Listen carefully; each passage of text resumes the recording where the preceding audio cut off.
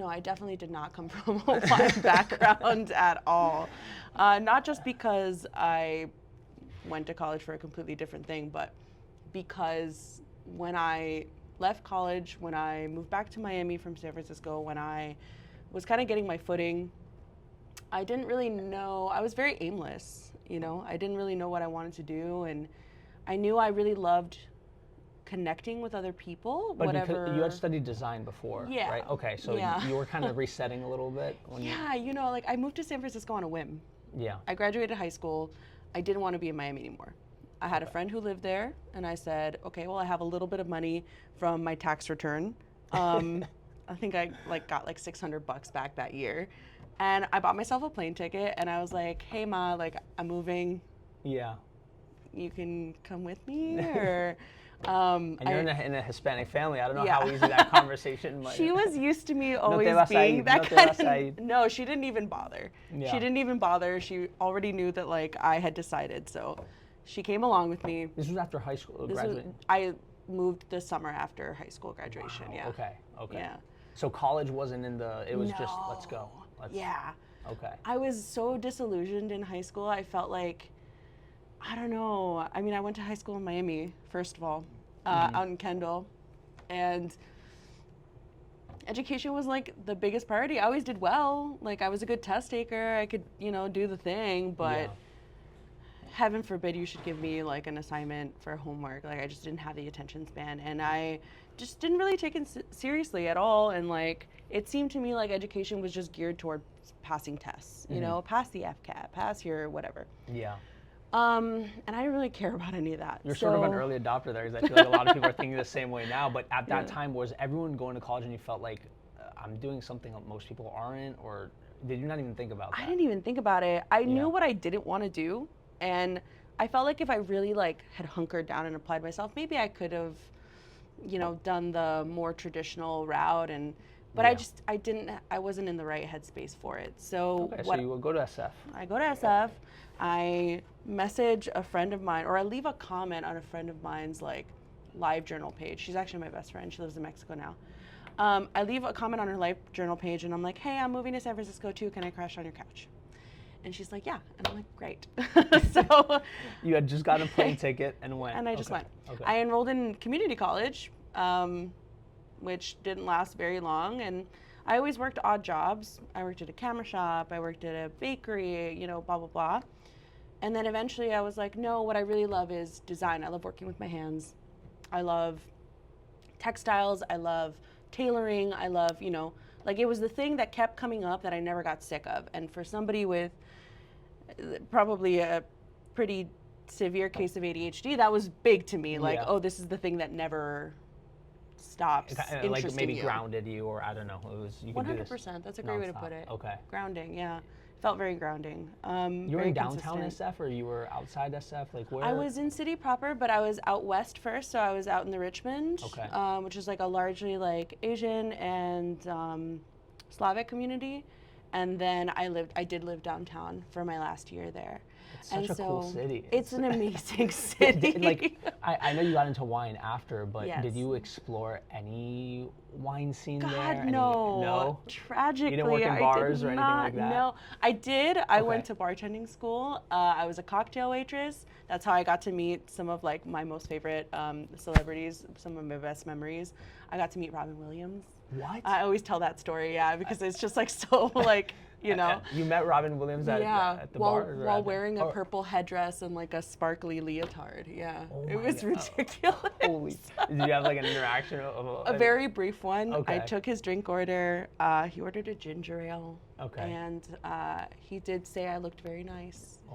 Okay. So, that's something. I always say in life you don't get to choose what you remember, but you definitely remember. Oh, 100%. That was types of so things. important to me. My goodness. Amazing. Yeah. So you were in SF exploring. First off, cheers. Thank you for being here. Thank you. Thank you everyone for listening. Thank you.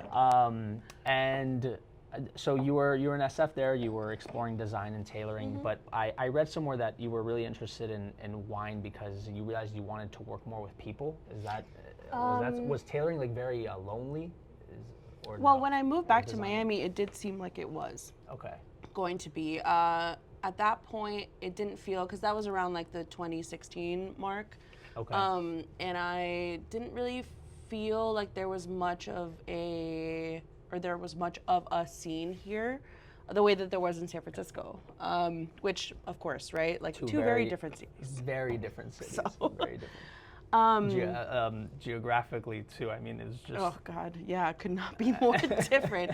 It's weird to say that I miss the elevation. I miss like trekking up hills, but I do. Yeah. In a lot of ways. So you ended up coming back to Miami in 2016 then? Yeah. Okay. Just about.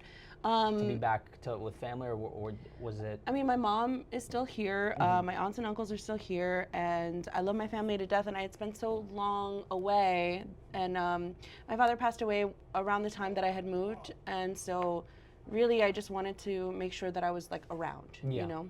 Yeah. My brother was still living here at the time. He's in Austin now, but.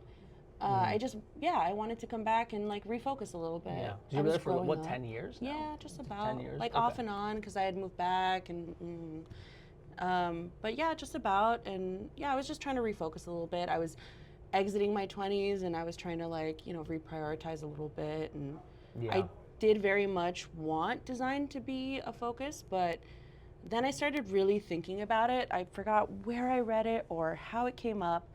But it was talking about how people often address like the job search the wrong way, where instead of thinking of like, what's your passion, what interests you, and all these like, very vague questions that are really difficult to answer, especially when you're in your late 20s. Yeah. What are the cognitive principles behind the things that you enjoy, right?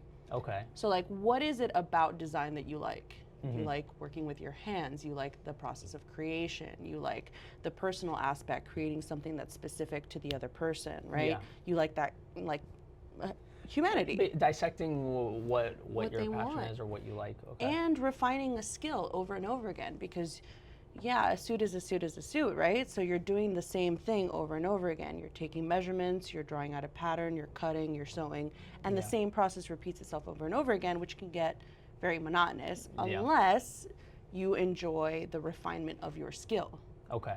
So when I started thinking about those aspects behind design, then hospitality became so much more viable as a career because all those same things still applied.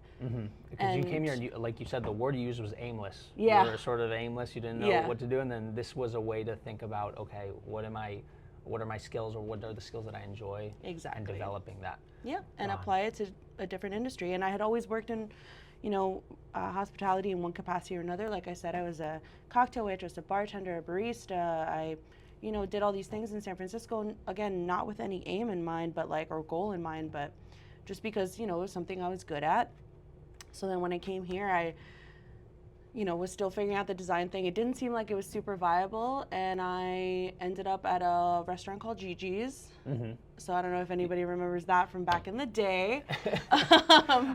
People are gonna be listening to me like, oh yeah, I remember those spots. Okay. Yeah. So I was there for about, I want to say it was 3, maybe 4 years in total, and that is really what just like set me off on the hospitality course, because I realized that I was pretty good at it. I was good with dealing with people. I was good at turning tables. I was good at selling. I was good at, Yeah. And I was like, okay. And when you're good at those things, it motivates you to explore it even 100%. more. Did you have a mentor when you first got here to Miami at Gigi's, or no? I didn't really know anybody anymore. Yeah. I knew the people I went to high school with. It's like Thanksgiving you got, or where your high school classmates are. High school classmates, that was about it. That's it. I didn't really know anybody else. So again, so figuring it out, like SF, you learned how to figure it out there, and here was a different form of that, right? Yeah, I mean, landing at Gigi's was really serendipitous because I was at the right place, right time with the right people.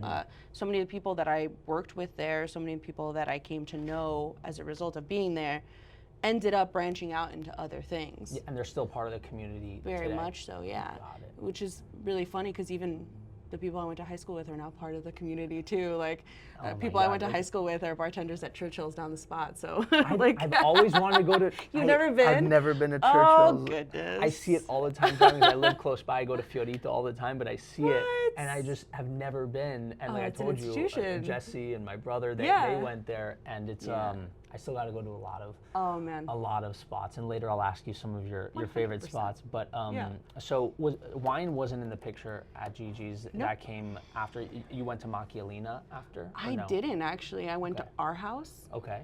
Our house. Then I did a brief stint at Fireman Derek's. Okay. I was a pastry cook for a little while. Okay. Like I They said, have aimless. oh my God, they have such good cookies. They really do, and I was terrible at making them, which is why I got let go.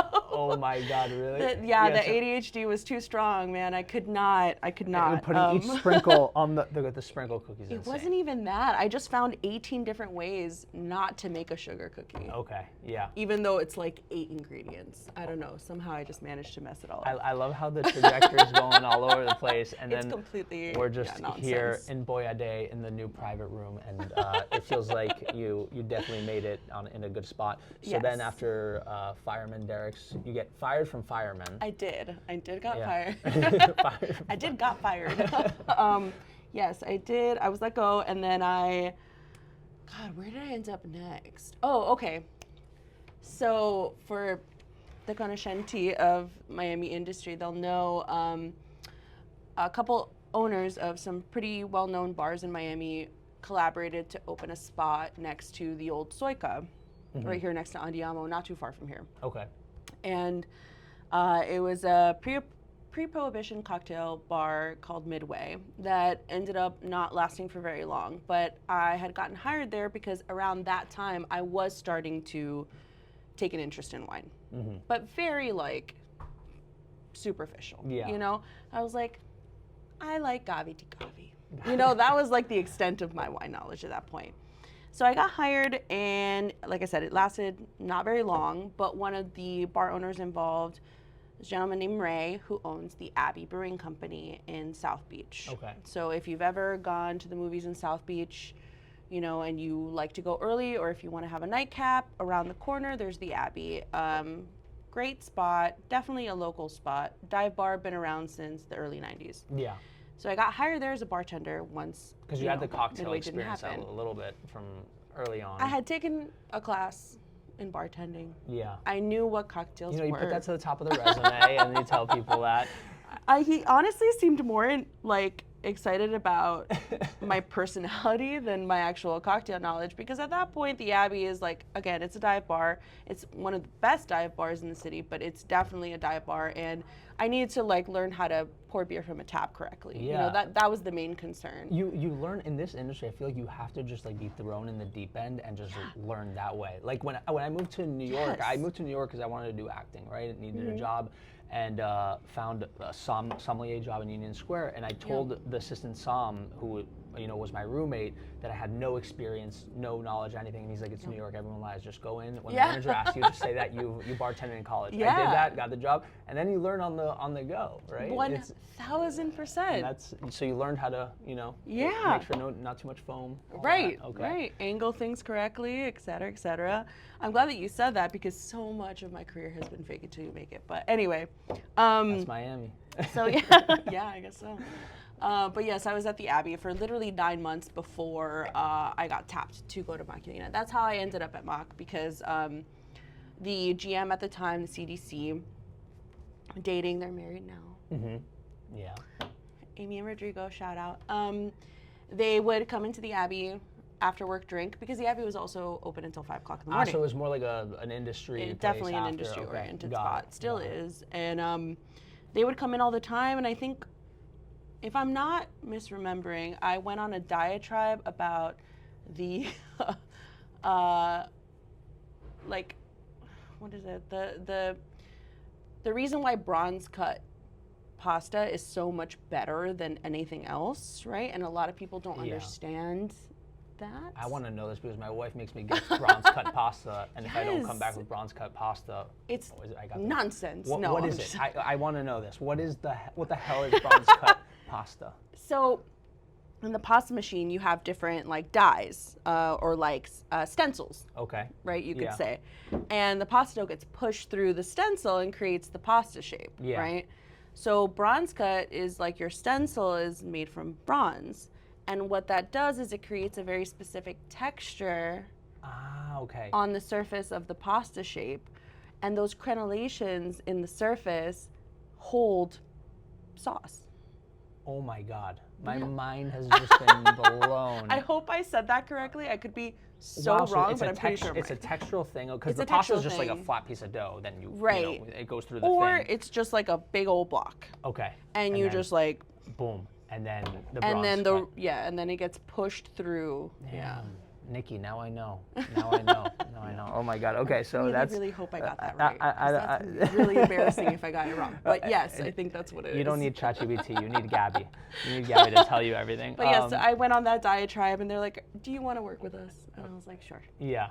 So Amazing. And I then- was behind the bar there for a while, and then post-COVID, the GM who had hired me left to pursue other things, and I took over as GM for a year, and I was so out of my depth. But my entire time there, I was pretty out of my depth.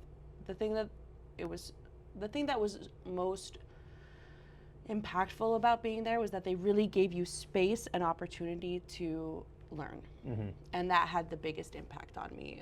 So very, very big in the Miami scene, not just for a restaurant, but for wine. Jacqueline Parolo, curates one of the most unique and incredible wine programs there, and being surrounded by that. Yeah. So Jacqueline Pirlo being the co-founder, right? With Macchiolina, Barbuche as well here. Absolutely, in, yes. What's the neighborhood called? Barbuche? Little River. River, yeah. Little River. It's Little River. So Italian list, strong Italian list. So entirely with the exception of a few champagnes and Slovenian wines. Slovenian wines, yeah. okay. Nice. Well, right across the border from Free Live in that's Julia, where Ronca di Ciala is from.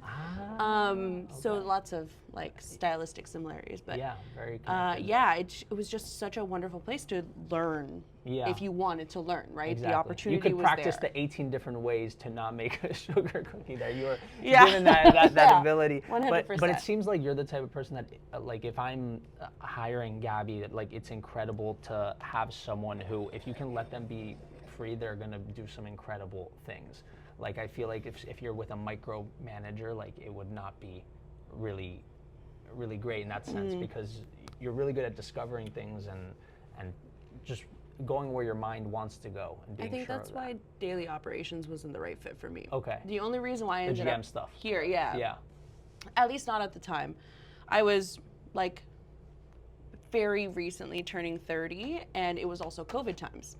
Yeah. Right? So reopening a restaurant during COVID times, I'm sure many people can attest to this. This was which restaurant? Incredibly difficult. Macchiolina. Oh, Macchiolina. Yeah. Okay. It was incredibly difficult. It was incredibly challenging. Regulations were changing. It strained the every industry to day. like the brink. It Absolutely. Hiring completely changed. Like, yes, I was offered the job, being a dive bartender and blah, blah, blah, and like very much given an opportunity to prove myself. Post-COVID, the hiring was, you hire in dozens, like by the dozens, sorry. Because they're all going to leave or pretty okay, much. got And it. you train by the dozens, and whatever sticks, and regulations are changing every day. Your face is covered. It's sweltering heat in September, October, whatever, because Miami, like, we don't really have seasons here. That's very true. Yeah. Heaven forbid somebody should exhibit any kind of symptom. The entire staff is parked up in front of the convention center at 7 o'clock in the morning to get tested to make sure that they can work service the next day. Yeah. And then you have the entire country coming to Miami because it was the Because- first city to reopen, exactly. I believe.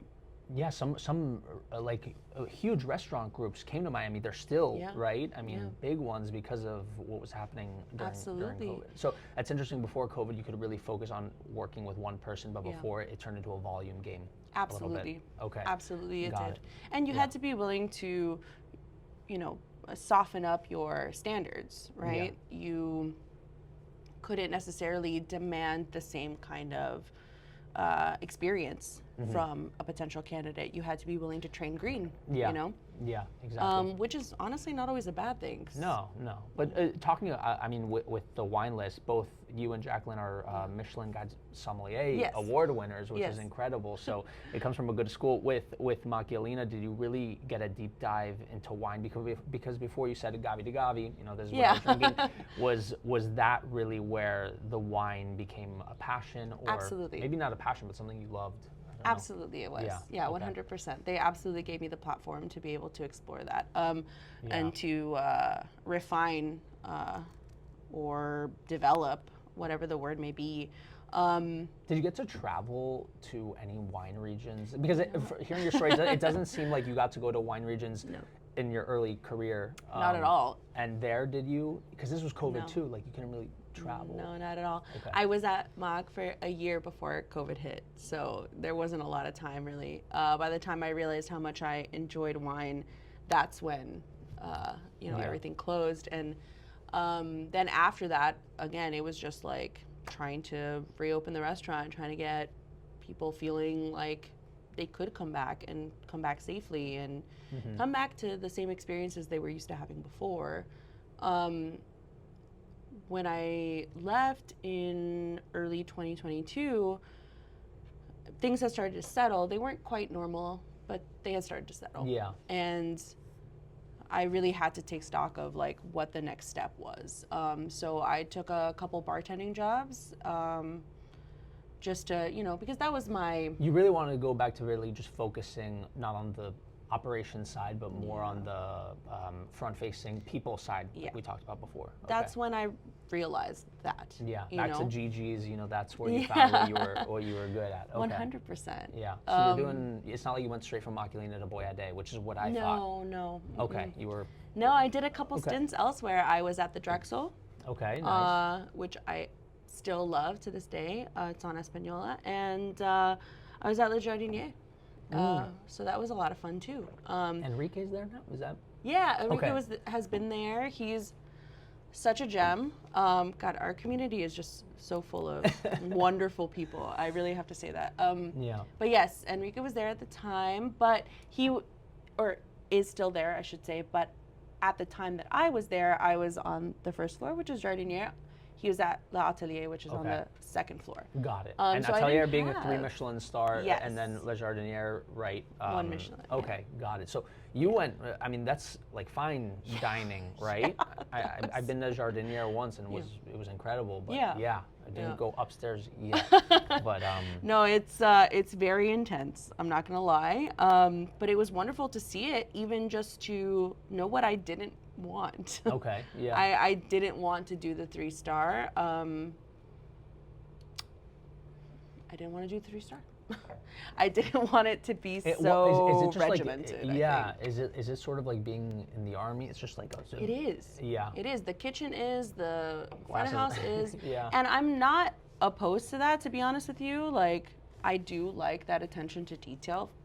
Actually, I will absolutely credit Jackie with that. The attention to detail that she had was really next level, and I feel that in myself now, and I really appreciate that I was exposed to it when I was, because it feels very formative for me. But and it's what fuels longevity. I mean, we talk about absolutely. Boia Day, Macchialina. These are restaurants that I hope last many, many years, and they. You see restaurants open and close. Yes. I've seen one restaurant open and close in like 8 months. I'm yes. like, well, you didn't even open the door. Like, well, like I said, Midway, it was very, and not that they didn't, but like you could do everything right and it could still be, exactly. that fast. But it wasn't that aspect of it. I think it was more the script. Like the people go there expecting a very specific style of service, as they should, because that is the style of restaurant that they want to be. I was used to working in places like Mach, which is obviously an institution, but it's very much a local spot. The Abbey, very local, which is a dive bar, a local spot. Our house, which now has like the most famous drag brunch in the city aside from Palace. Yeah. So not the most like, it's meant to be a joyful place. It's not fine dining, It's a place of community and joy. Yeah, yeah. Gigi's, which was, I don't even know how to describe it. Chaos incarnate. So like, it's not like I had ever been in these places where there was a strict way of interacting with a guest, or like a script that you had to follow, or like, it was much more organic. Versus there it was. And do you think it's easier or harder to sell wine in those scripted, like, because in those restaurants it's kind of expected you're going to have a wine pairing, right? I mean, was the wine game a little different there? Or do you feel like it was the same? What's funny is that I honestly maybe didn't the types of wines people drink. I don't know. I didn't engage with wine that much when I was there, to be honest with you. They had their dedicated somms. Maybe that's also part of the problem, right? That's true, because you weren't a somm.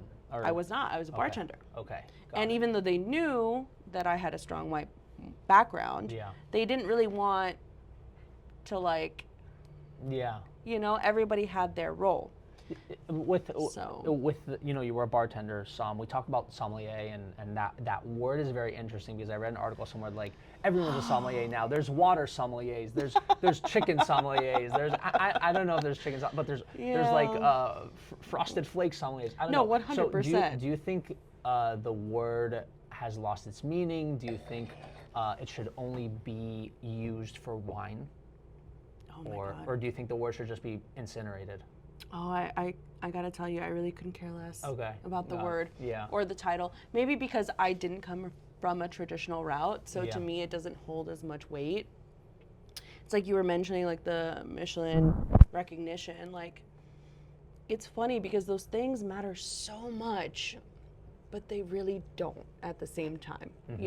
Like getting that Michelin recognition or having a title of sommelier doesn't necessarily affect my day-to-day life. No, it doesn't. Right? I don't. It's sort of like winning an Oscar, right? Everyone wants to win an Oscar. Why? Because they'll always be in movies after that. Because they want to, it helps your career-wise, but in terms of day-to-day, like, I'm still working here. I'm still doing the same thing, but it helps. It helps promote it. When you heard that you won, were you like, oh, did you? Where were you? Were you like? So did your mom like, call you? No, they sent like pre-award interview questions, and I answered them thinking like, oh, maybe they want to do a feature, because obviously Boia Day itself is Michelin recognized.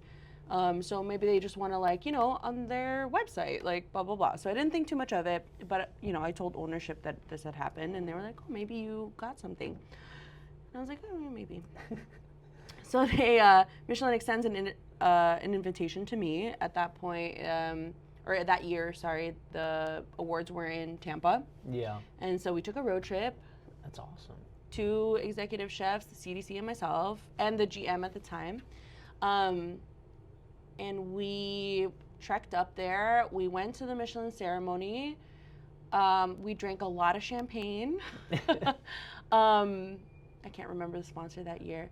But, I'm in the audience, and they call off the different, and they get the, like, non-chefy awards done with early. Okay. So they did, like, bartender, blah, blah, blah.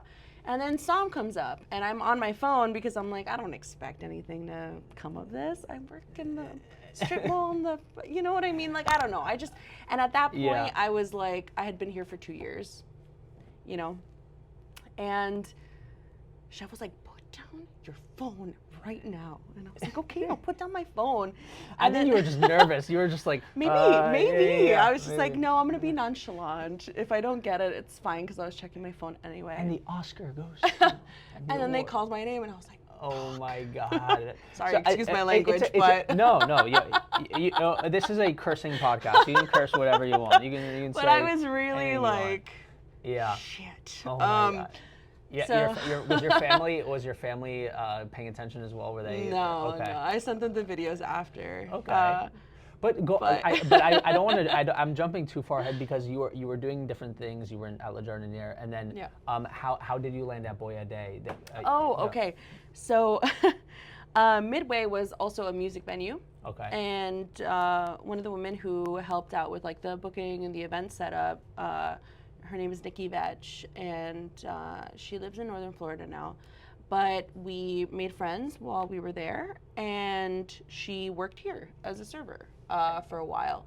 And she reached out one day through Instagram, and she was like, hey, I know you're trying to take wine more seriously, and you're trying to, like, go talk to the people at Boia Day, because their somm is, moving to New York. It was this guy, right? Before Anthony Alvarez. Okay, yes, Yeah. okay, got it. He had glasses or something? Yeah, Okay. exactly. I remember, because, my wife and I, on our first date, we came here, yeah. So he was moving up to New York, and he was going to go work at Coat and all this good stuff, and so they were losing their Somme, and I was like, okay, well, I mean, a Somme, I guess, asterisk, but like, and Boia Day was like Boia Day then. I mean, you really had, it wasn't like when did it open? No, it opened in so 2019. 2019. So there was a lot of reputation, momentum, and all that. Very much already, like, you knew it was a good staple. opportunity. Yeah. Okay. I had been here to dine. Okay. And one of the other servers, her name's Nicole. She's, I think, in Tennessee now. She would always come in after her shift for $10 pasta Thursdays. I don't know if anybody remembers those. I'm Aquilina, but and you can imagine the kind of service it was. But she used to come in, and we would always talk about wine. Yeah. And so I had already been here because I came to visit her, so I could drink some wine here. Because even before Anthony, the opening Sam Bianca of Paradis Books and Bread, if you remember. I remember her. Yeah. Was already like also very iconic. So they had always had a reputation for wine that was just like completely next level. Yeah.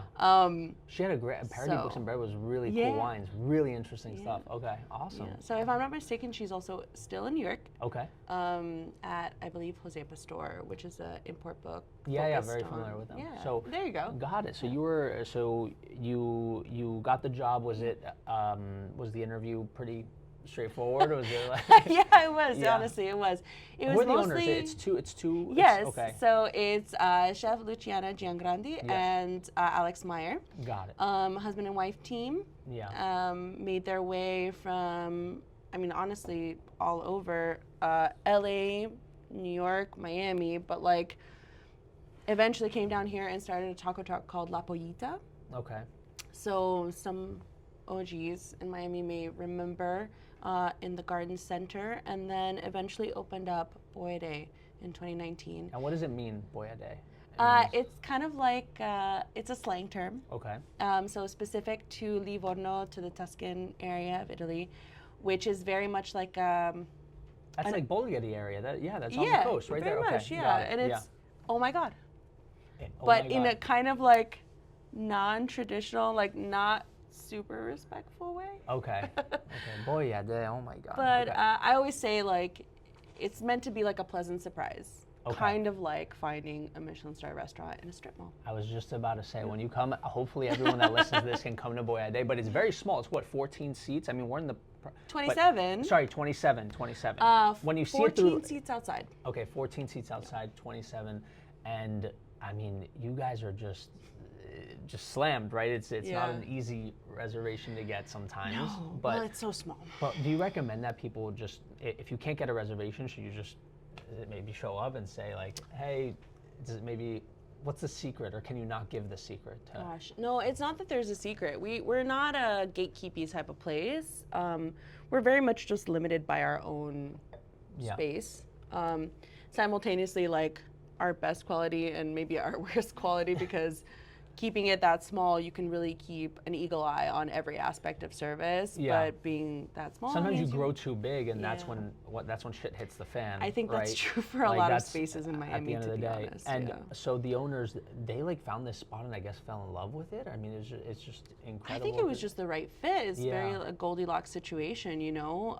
Because now you have Vino Nueva, the wine shop here. You have Walrus Rodeo. Their second spot, Walrus Rodeo is incredible. Focusing on what's the focus there? It's more pizza or oven. Well, it's a wood fire oven wood concept, fire oven which is like okay. really the staple of the entire restaurant. But I always tell people that it really is, and I always tell people this because it is the same chefs in both places. Obviously, each spot has its own CDC who do an incredible job, and staff that is incredible and like hardworking. I think the main difference between the two, yes, it's the wood fire versus like the more traditional setup. But I also feel like the main difference is, while people may need to wait 30 days to get their reservation here, the rodeo is very much like pop in on a random weeknight, come in for like, you know, $12 pizza on a Monday. Amazing list. You know? Amazing list of wines as well. So absolutely. I like love having a partner across the plaza in that respect. And then, so obviously when you're here, wine skyrockets. I mean, you really have to learn. You're dealing with distributors. You're dealing with choices and all that. So landing in the big seat, how do you decide what wines make it on your list? What does the Gaby rubric look like? I know, I feel so bad for my sales reps because they come to me with things that are spectacular and then I never ordered them.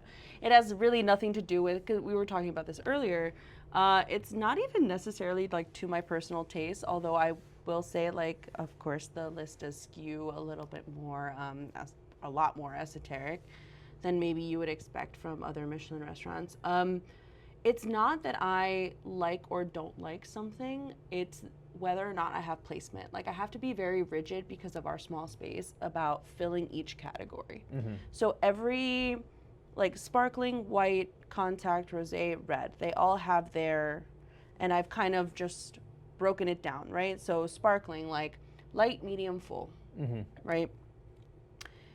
Aged, mineral, fruit, and they all have their own like micro categories. It's technical in that sense. Yes. So if I already have too many full-bodied reds that skew earthy or structured or whatever the case may be, no, I can't buy another one. It's like we simply don't have room for it right now. Like it's like football. I don't know. Try out in a bit when we have room. Yeah. Okay, got it. Very much so. That's really what it comes down to. Yeah. There's so many things that I fall in love with, and I'm just like, I would love to buy this, but I really can't. That's what the wine club is for, really, is like all the runoff of all the things that I love and just don't have placement for. And you can sign up for the wine club on Boia Day. Yeah, on the website. Yeah. Awesome. And you get what, like 2 bottles a month? You can do 2 or 4. Okay. I got familiar with this concept because Macchina also has a great wine club. Yeah. So I got used to like this system. Yeah, it's a 2 and 4 bottle situation. You can get a premium bottle for $75.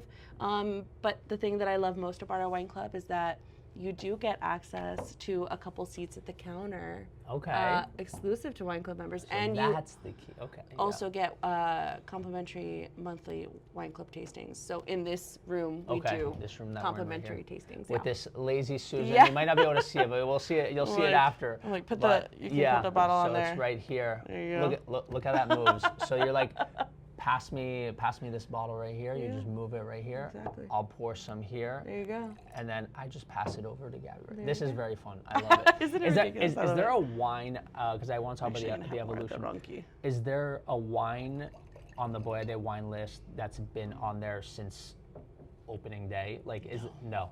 So it's constantly. I actually checked my archive. We've cycled through 1,200 wines in the past 4 years. Wow. Okay. So you guys are, what's cool is you're exploring a lot. I mean, you're not seeing the usual suspects. When I come here, and it's so interesting when I open a wine list and I'm like, I don't know anything on this list. And I've been in the industry for 10 years, and I'm like, it's as much a detriment as it is a positive. Like, and I think that's if you want to keep, because people are always talking about. I feel like with restaurants, you might be able to correct me on this. Like owners are sometimes like, do I need a somm? Is a wine director necessary? Can I just have the waiter, do the wine stuff? Yeah. And I think the key is like when you do a list that's so specific like that, like. I'm not going to pick the wine. I'm going to be like, Gaby, what do I choose? I don't know. So it makes for someone who really knows to guide you through these new and emerging wines, right? I mean, you know what's funny is that we actually don't have a somm on the floor. Okay. So I work, I want to say on average 3 nights a week. A lot of the work that I do is on the back end, but the thing that I picked up from Mach was the educational aspect and how incredibly important that is. So making sure that it does, regardless of position, people should feel empowered to learn if they would like to learn. Okay. That's the reason why I was able to get to where I'm going, or where I ended up, I should say, because the tools were laid out for me, and I just had to pick them up. Yeah. So I've very much done the same thing here. Okay, so educating your staff really. Any server can guide you through the wine program. That's amazing. You do not need a somm here. That's incredible. Okay, so that's, and is that you personally educating, or have you done any of these like WSET certifications? Do you encourage people to do that, or is it more like, let's learn here and? No, I mean, some of our staff is Definitely WSET certified. Yeah. Our lead bar just took the exam for level 2. Yeah. And another server already came pre-packaged with the Amazing. with the Perfect. certification. But Yeah. no, a lot of it very much had to do with the education that we did here. We have an entire group chat that's dedicated just to wine updates that share like, producer details and tasting notes and things like that. And we make sure to keep that up to date so that everybody can be on the same page. Exactly. But with a highly rotational list, you have to have something like that because, heaven forbid a server should walk into their shift and feel unprepared for the day in front of them. And yes, we are very small, but that doesn't mean that the service is any less demanding. Mm-hmm. And you guys do a great job of that. So it's a testament to the work that you put in educating. One question actually that I see on repeat in forums online all the time is markups. People don't understand how markups work. Yeah. With pricing wines on the list, can you just break down how a restaurant markup works? You don't need to say how Boia Day does it, but how... I'm happy to. We're always very transparent with that kind of thing because I think there's a huge misunderstanding as to what you're actually paying for, and I think a big part of that comes from folks Googling a wine and seeing the price online, right? So I'm sure, have you had someone sit down and be like, on all Wine the Searcher, time. I see this is $25. Absolutely. I mean, they do it for the wine club too. Yeah. And again, it's just a misunderstanding of how this all comes together. It's the same thing as when you are paying for a piece of clothing at the store or anything else, right? You're not just paying for the actual worth of the good. You're paying for everything else that went into it. If it was just as simple as like walking down the street and plucking it off the side of the road and paying its value, that would be wonderful. Yeah. Everything would be much less expensive. But unfortunately, when you pay for a wine, you're not just paying for the wine and its actual value. You're paying for tariffs. You're paying for delivery costs. You're paying for the lights that are illuminating your table. The temperature to keep these at temperature. 100%. The electricity that goes into, the bill is absolutely. Is very high. Yeah. You're paying for the glassware that I had to purchase. You're paying for the labor cost that went into training people or even just having them on the clock. You're paying for all these different things. So here we do, and I think a lot of folks in the industry do, more of a bell curve when it comes to pricing. So the more expensive it is, the tighter the profit margin. Yeah. And that helps to give more accessibility to the higher priced things. But at the same time, I try to mitigate all of that by, shopping the closeout lists and buying, 5-10 cases at a time, making sure I can get that overall bottle price down. Those so are you're all working as well to try absolutely. your best to do that. I'm always trying to pass along the value to the guest. Always, always, always. Yeah.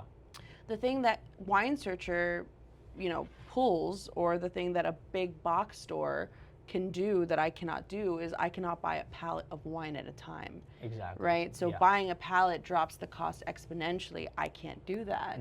And also being in Florida. Yeah. Right? I can't pay what New York pays or California pays because that's where all the wine goes to first, and then everything comes here afterwards. Logistically, it becomes... So that tacks on how much money, right?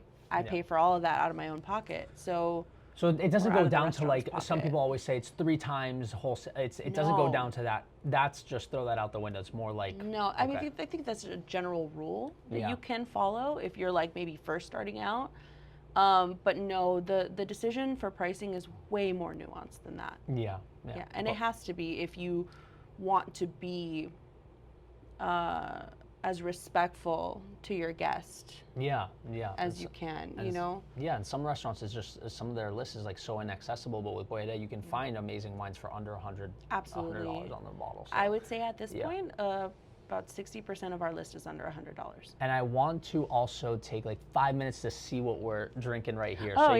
So you pulled, let's talk about this first. By the glass at Boia Day, you can drink a wine that's over 25 years old now, 27, 26. What is this? This is Ciala Bianco, so it's a white blend from Friuli Veneta Giulia from Ronca di Ciala. This was made possible by actually another guest of yours, Nick Jackson's distribution company. Ooh, Master of Wine Nick Jackson. Yes. Listen to that episode. Oh, please do. He's such a wealth of knowledge, and his book, like I was telling him earlier, literally lays Beyond open. Taste, right? It's called Beyond Flavor. Beyond Flavor. Sits on my desk open every day because I think it's such a wonderful book. Anyway, yes, so they offered me a great deal on it, and I jumped at the chance to put something like this on because, like you said, you know, age is not something that you can find in a restaurant without a huge premium. So, wow, a lot of just layers of flavors on this. Really, and to really maintain nice. its vibrancy after all this time, I think is really special. Good. I think we associate age with things like white Burgundy, but we don't really think of Italian whites for aging. So. Yeah, it's a good, I don't know, it blows people's minds sometimes drinking this stuff. Try something different, you know? Yeah, exactly. Yeah. And then what's on this is also by the glass or no? No, this is just something that I really enjoy. I think a lot of folks do not know about Lugana, and they need to know more. This is a varietal called Turbaiana. So Lugana is the appellation, and it's a lakeside wine. It's just so beautiful, silky, expressive, and with like a roundness to the acidity, a softness to the acidity that I think is not commonly found in Italian wines. Usually Italian wines really structure themselves around acidity. So this is just like a pleasant day sipper that I really wanted to open. That's really nice. Like, that's on the why list not? too? Yeah. Oh my God. And it's like $80. Beautiful. It tastes, it's honestly like being in Florida, like this is a perfect summer sipper here. Chill. Or January. It's not hot still. Yeah. So you're a white wine, you're a white wine person. Yeah. Okay. Sadly, now that I have reached my mid-30s, I find tannin harder and harder to, digest, I guess the word is. And I've been seeking, I also really just enjoy the flavor profiles that you find in white wines, right? Like I like florality, I like delicacy, I like aromatics, I like herbaceousness, and all of these things obviously you can find in red wine. I'm not trying to say that.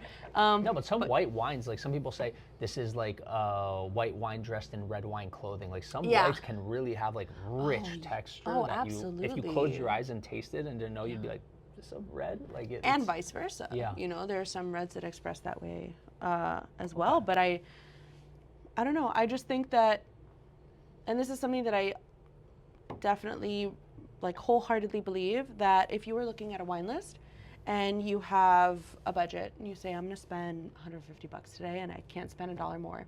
If you go to the white wine section and you spend $150 in the white wine section, you will get something that will blow your mind. Yeah, for the same money that you would bet for the red, the whites will be which insane. might just be like kind of okay. Agree. And I think the world in general, or maybe the U.S. or maybe just Florida, white wine is really having a moment. I feel like more people are gravitating towards it, more people are open to it. A lot of us have digestive issues.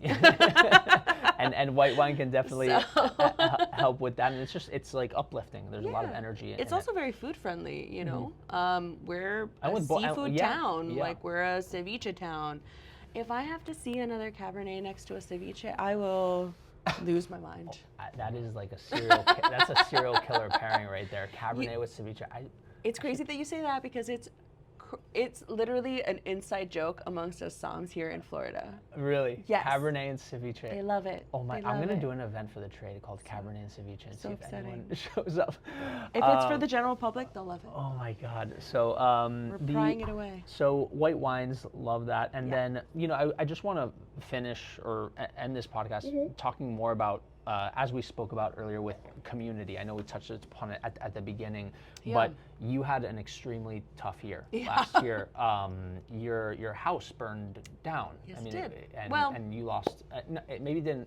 You had a big fire and lost a lot of your personal belongings. Your pets passed away. Like it was. I know it's weird to you smile went through hell and say, last year. I did. No, but you went through. It was horrible. It was really tough. It was really weird. Yeah, you know what's crazy about that is like there's definitely life is life, right? Things always happen, and like we just kind of figure it out and keep it moving. It's not that I like expected something terrible to happen to me, but when it did happen to me, the thing that made it so much better, the thing that really like was the most impactful to me, beyond obviously like the tragedy of it all, was the way that my community turned out for me. The way that they showed up, the way that everyone, just like from ownership to my friends and my family, of course, to old regulars that I had from my Maculina days, to, folks at Walrus Rodeo. Everyone came out of the woods. Everyone, to just, to my pitch in, colleagues, to help, just, it was and wonderful. it's not like you were expecting, or not that you accept all the help, but this was like a time where everyone came together, and I feel like that is just, there's no words to describe that, and that's something that will keep you always attached to this industry, right? 100%. And I think most people don't understand just how incredible the Miami wine community is. Those outside Miami. The Miami wine community is so tight. Sarah Phillips does a great job of bringing everyone together. Absolutely. And a few years back, someone was telling me, like, we just really need someone to bring us all together. And I think, like, obviously we never want something like this to happen again, but the instances like those show you that, like, everyone is there to support you. And you were saying, like, that made me feel not like less lonely, or what did it make you feel when everyone came out? It was, I don't know, it just made me feel grounded. It made me feel grounded, for sure. I don't think anybody really knows what they're gonna do in a situation like that until it actually happens, right? That's the old cliche. You never know until it happens. And so when it did, honestly, I was like, kind of, just trying to do one day at a time. One day at a time, carry it. And then, little by little, people were like, even something so simple, because unfortunately, like, yes, I lost most of my personal belongings. A lot of that was my clothing. Like, I had no clothing. Even something so simple as, like, people being like, hey, I have a bunch of clothes that I was going to donate. Do you want to look through it and see if there's anything that will fit you? Like, I literally had no clothes. Like, I'm, not exaggerating when I say that. And literally, so what you had on that was it. Oh my God. What was in my work bag and what I had on my back. And yeah, just even something so simple as people doing that. And it was really like horrible, actually, because the fire happened on a Saturday. And then I was meant to go to a award ceremony because I got Rising Stars that same week. So I was at the Rising Stars award ceremony on like a Wednesday or something. No. And I was like, hi guys. Yeah. But you're an incredibly you're an incredibly strong person, and That's kind of you to say. I just think it didn't feel that way at the time. No, but you've built something lasting. You have a community behind you, and I feel like anyone listening to this, any aspiring sommelier, anyone in Miami in the service industry, there's so many people here that are willing to help you, teach you, like you teach everyone here at Boia Day how to, manage these spectacular wines. I'm just staring at that up there. I know. But I just think, talking to you and when I read about your background of how important community was, that's why I wanted to talk about that with you. But I really just hope that for anybody out there who's like even considering wine at all as a profession, like regardless of the background that you have or the knowledge you may think that you do or do not have, just give it a go. Give it a shot. And for those reading the headlines being like, consumption is down, wine, where are we nonsense. Going? Like, nonsense. You would Nonsense. just be like, keep trucking. I really don't believe that at all. I think consumption of generic, boring, ridiculous things are down. I think there will always be a market for wines that tell a story, for wines that connect people, for wines that somms are genuinely enthusiastic about. And you see it every night, so it's not like, you're seeing... I mean, the wine sales here have been stronger than ever. Yeah. So, you're saying, like, even now with these headlines, wine sales have been very strong. I mean, we've pivoted, pricing is a little different, and the types of wines maybe are a little different, but I you like also that. adapt. People adapt, and you pivoted, which is interesting, because some people take two routes, right? They either dig in, Yeah. right? They dig in, they're like, we got to focus more on what's always been, push that. But you guys were like, guys, this is where people are going. I mean, that might make more sense for other folks. I think for us, since we've always been, again, a very rotational wine list, it made sense for us to adapt to our guest. Yeah. Not in the sense that I will ever serve a Cabernet with ceviche, but in the sense that, like, do you need things that are more accessible? Do you want me to change my pricing. So you can do, like, for example, again, this is another thing inspired by mock, but they do everything by the half bottle. Here we also have a Corvin. Everybody should have a Corvin. I think it's wonderful. But do you want to do something by the glass? I'll open it for you. Do you want to do a half glass? Someone that's on the bottle list? Oh, okay. I didn't know Do you that. want to do a half glass of something? I'll do it for you. Yeah. You know, make it easier to get wine on the table. Okay. Awesome. Awesome. You know? I love that. Yeah. So, guys, this is Gaby Ospina. I'm very, very excited to get this out there, and thank you so much for your time. You're very welcome. Thank you for opening these beautiful It's very wines. flattering for you to include me, honestly. Such incredible people. Everybody needs to watch all the other episodes. They're wonderful. Thank you, Gaby.